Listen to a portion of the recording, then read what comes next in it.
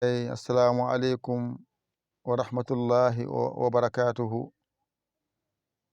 Bandiraɓe sehilaɓe jangiyankoɓe, en garti kadi windande men hande. Windande men wattore 12. Mi wino on noon pulaar ummorto ko bange men nano faya bange men ñaamo. Dow o ko hen mbawata siftorde masɗe ma pulaar ko 5. Kadi mbi non ko alkulal wotan ko mangal e tokosal ari ardi. Masɗe pulaar ne wodi ko mawɗe ɗe e tokose ɗe e poɗoje ɗe hatta fof ɓurani 5 ɗe. Ɗum saabi mbaɗanmami dowto a mawɗo, e mawɗo, i mawɗo, o mawɗo, u mawɗo. Hankadi wona a serti e majjere a mawɗo, a serti e majjere e mawɗo, a serti e majjere i mawɗo, a serti e majjere o mawɗo, a serti e majjere u mawɗo.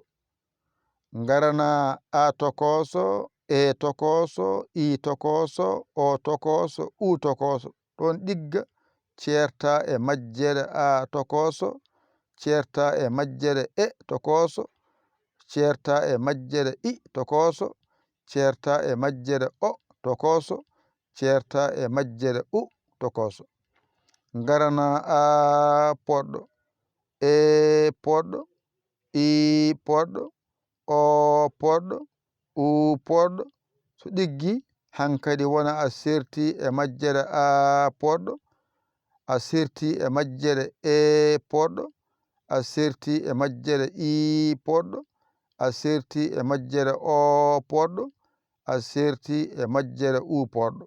Ɗum ɗo wiyete masɗe pulaar. Wodi ko daɓɓe e poɗɗe. Ɗum timma hankadi jangde ma ɗon yalti. Hande noon eɗen janga alkulal biyetengal m, ɓe hen mbiya ma ko gotum. Sani biyowo m accu yaha, sa yi biyowo ma accu yaha, sa yi biyowo me accu yaha.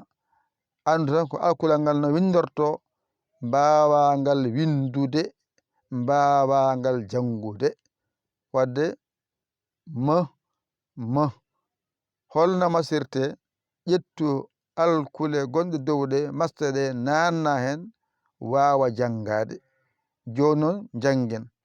Mbiyen ma me, mi, mo, mu. Ngara pooɗen ma, me, mi, mo, mu. Ɗon timmi. Hakkunde am, em, im, om, ɗon timmi. Ngara mbiya am, em, im, om, wona fooɗi. Ngara les mam, mem, mim, mom, mum. Ngara pooɗa mam, mem, mim, mom, mum. Alkulal ma mo ɗo haaɗi. So ɗiggi a serti e majjere ma. Kalɗo winda a jangani andu ngal ɗo ma alluwal woni ɗiggani. Ɗo so ɗiggi hankadi kala ko windoya hen ka jangowo. Ngal ɗo alal gotol mbaɗan mami, tongan mami hen fofof lawol gotol, janga ngal mbawa ngal. A hoolaki hoorema ƴewata ko bawɗo ngal, ɗakkoɗa sara makko holluma ngal, janga ngal, mbawa ngal, binda ngal, ceerta e majjere maggal. Bisimillah jangen. A mawɗo, e mawɗo, i mawɗo, o mawɗo, u mawɗo, a tokoso, e tokoso, i tokoso, o tokoso, u tokoso.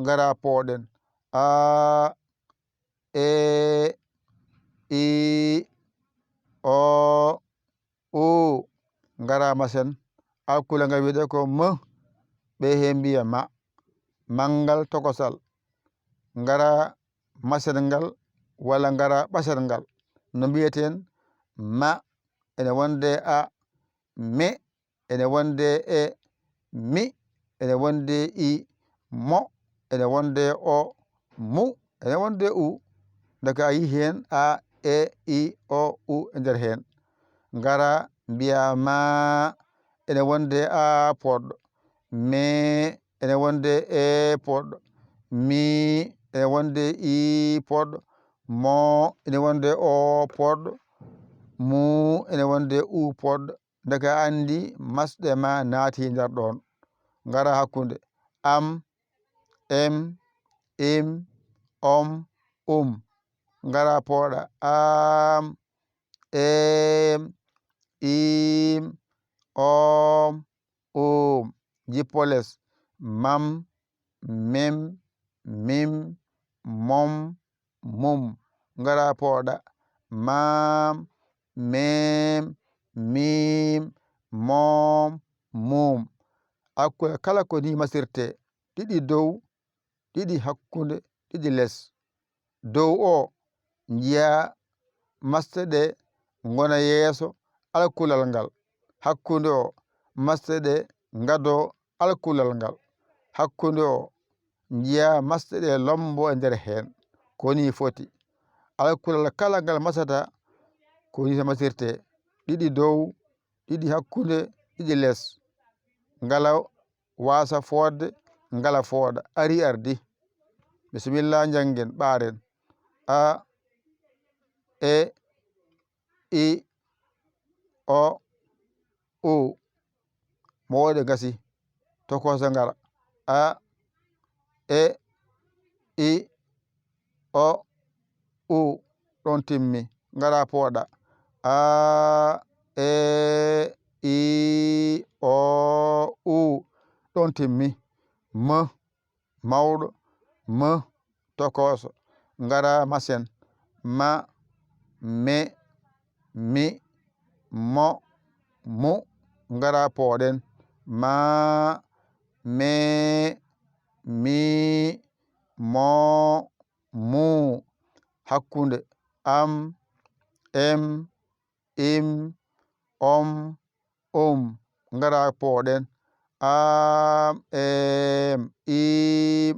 om timmi jippoles mam mem mim mom mum ngara pooɗen mam mem mim mom mum timmi ƴettu kuɗol ma e karnema mbañitoɗa janga ɗigga a hoolaki hoorema ƴeew camorɗomo ɗakkoɗa sara makko namdoɗamo o holluma o walluma ha jiita lawol ngal Allah so ɗiggi a serti hankadi e majjere ma kalɗo winda ka jangowo aɗa yama saggitma noddu en e 00 221 77 906 14 81 mbaɗa yaya mbaɗa li jiya whatsapp men o ngara caggitoɗa a saggani ko ɗum jinmi yo Allah wallu yo Allah newnu ko musidɗo mon